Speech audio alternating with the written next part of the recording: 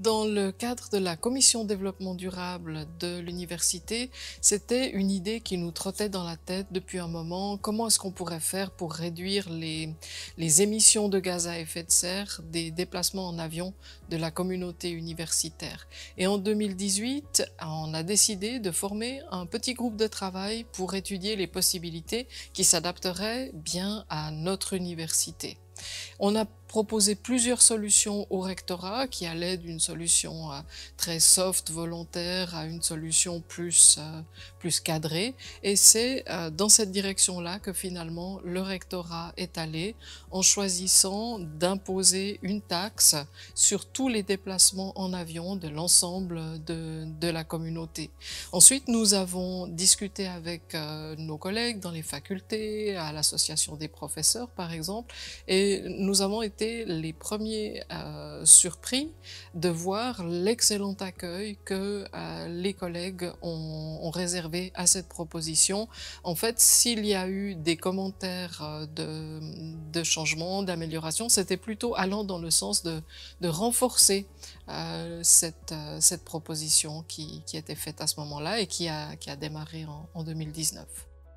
Le nouveau régime est entré en vigueur en janvier 2019, moins d'un an après le début des négociations. Les voyageuses et les voyageurs ne sont pas tenus de payer de leur poche, mais le montant correspondant de la taxe est déduit du budget de l'Institut et donc les incite à y réfléchir à deux fois. L'année 2019 a été relativement encourageante. On a enregistré une diminution des vols au total d'environ 15% sur l'ensemble de l'université. Bien sûr, il est difficile d'attribuer à 100% ce résultat positif à la contribution climatique, vu la hausse de la prise de conscience généralisée durant cette année. Et puis, l'année 2020, ma foi, elle ne nous sert pas à grand-chose sur le plan de l'analyse de l'efficacité de cette mesure, compte tenu des réactions beaucoup plus radicales liées à la pandémie.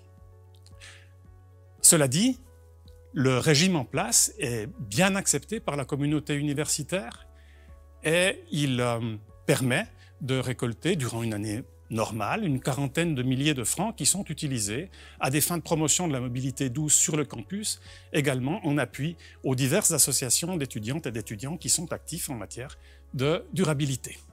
Actuellement, pour un vol d'environ 1000 km, la taxe se monte à un peu plus de 10 francs. C'est bien, on pourrait faire mieux, et on y réfléchit.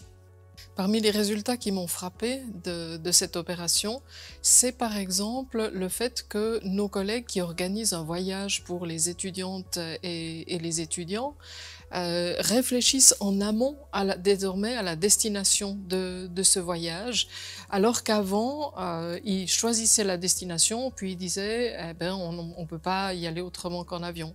Aujourd'hui, on choisit, en faisant la réflexion, est-ce qu'on peut choisir une destination équivalente où on pourrait aller en train?